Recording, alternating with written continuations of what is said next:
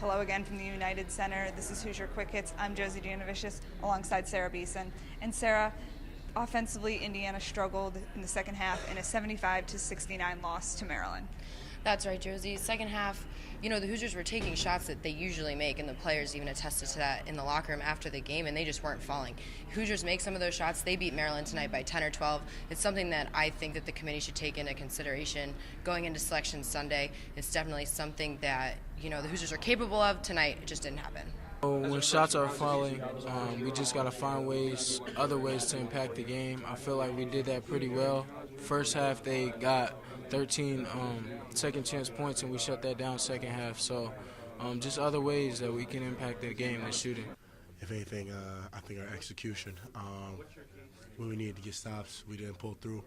The shots we picked probably wasn't the best, moving the ball and whatnot.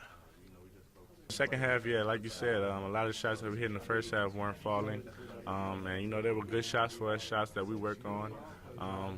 And I just think when that happens, you just got to stay confident. That's something that guys like Yogi always tell me and James, being freshmen, that you're going to hit the next one. Just keep being confident and letting it go. Shots just weren't falling for us. They were good shots. They were good looks.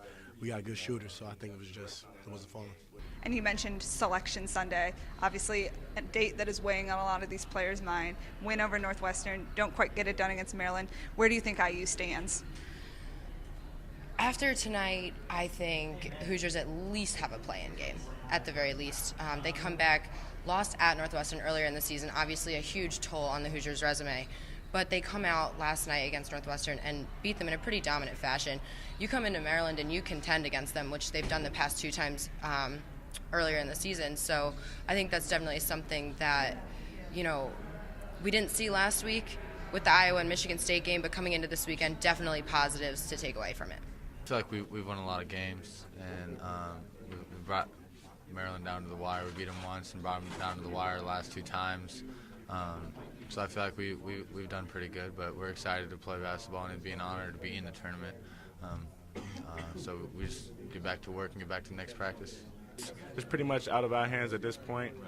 We pretty much did everything we could control. We try to go out there this week and play hard, and now we just got to sit and wait and see what the result are. We hope we get in. That's where all our will is right now. But it's just really up to the committee. We left it all out there. They saw us play, so we should have a good chance. We want to be in. Everybody is, it's March Madness. Everybody dreams about that growing up as a kid, so you definitely want to be in it. But regardless, we're going to go home and try to get better. We're playing desperate. We want to get on a roll. We want to prove to everybody what the real Indiana team is.